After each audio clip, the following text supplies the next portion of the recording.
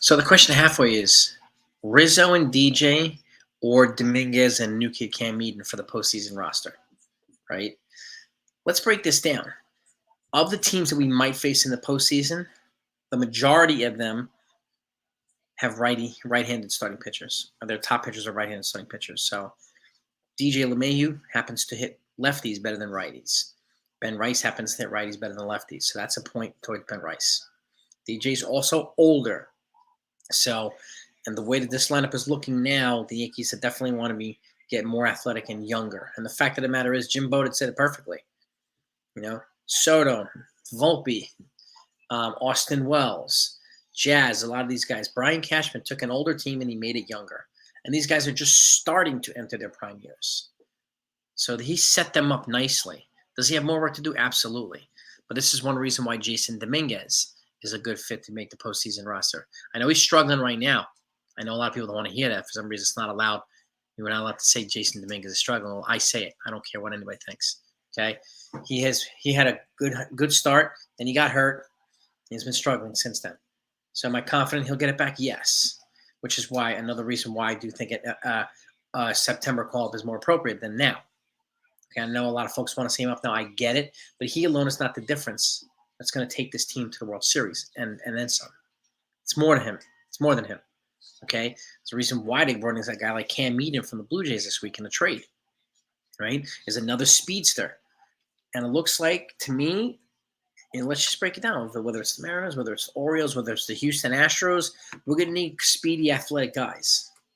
Okay, and to compete with the other athletic, speedy guys from the other teams, whether it's American League or National League, if we get to the World Series.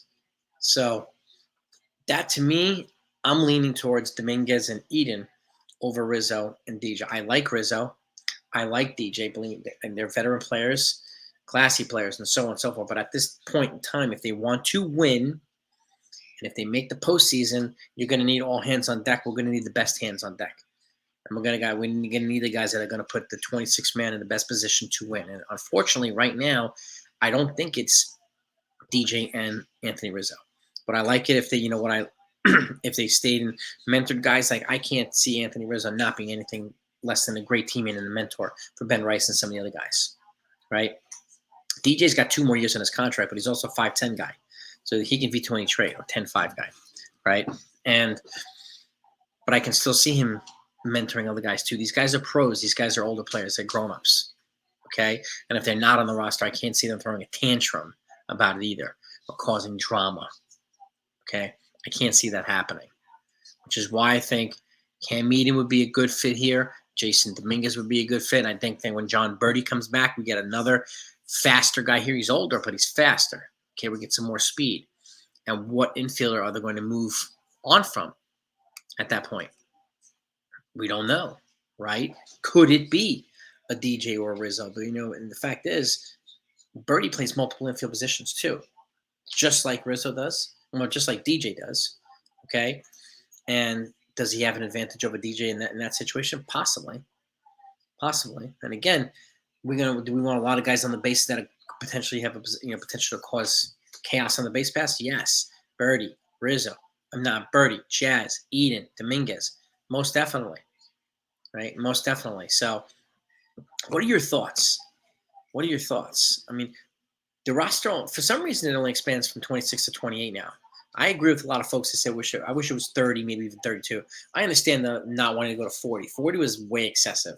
But 30, I think, is more appropriate. The fact is it going to be 2 bats? Is it going to be an arm and a bat? Is it going to be 2 arms? We don't know.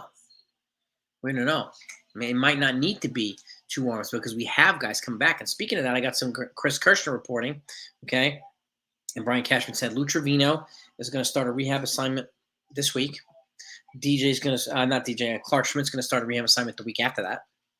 And Cody Poteet is a little bit behind Schmidt, so probably the week after that. So I would expect to see these guys in September, maybe even a little bit before September. So we had that as well. Clark Schmidt's going to come back. What move are they going to make in the rotation?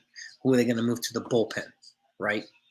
And then we have guys like Cody Poteet. You got guys like Ian Hamilton. You got guys like Nick Birdie. You got guys like Lutri. We have a lot of reinforcements coming back. And John Birdie, I think John Birdie is going to be probably the most one of the most significant ones, him and Clark Schmidt. So, but that still makes it for a different conversation. Okay. Dominguez and Eden, to me, if we're going to go 2 bats, these guys are probably going to be the 2 guys that I'm going to want to add to go from 26 to 28 in place of some of these other guys. And again, John Brady will be here most likely before that, so we'll be able to replace one of the guys we have here now. So he won't necessarily have to be one of the add-ons, right? At least I'm hoping that it's before September 1st. So give me your thoughts on this one, gang. This is really right now. It's we're getting down to the point where we're in the last kind of third of the season. We got to figure out who's going to make the postseason roster and who's not going to make the postseason roster.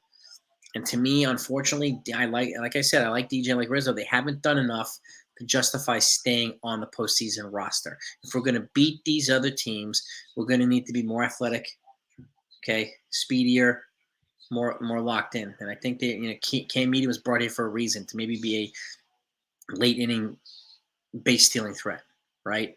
Jasson Dominguez as well. So, and again, he could essentially come in here and be a leadoff hitter at some point as well. If we're not going to lead off Jazz, might as well lead off Dominguez when he comes up, right?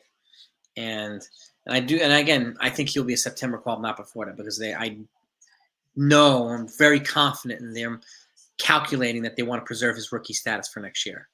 Okay, because the simple fact is, if he exceeds 130 at-bats this year, okay, and he's got 89 at-bats to play with, then 98 at-bats to play with. Okay, he's got 31.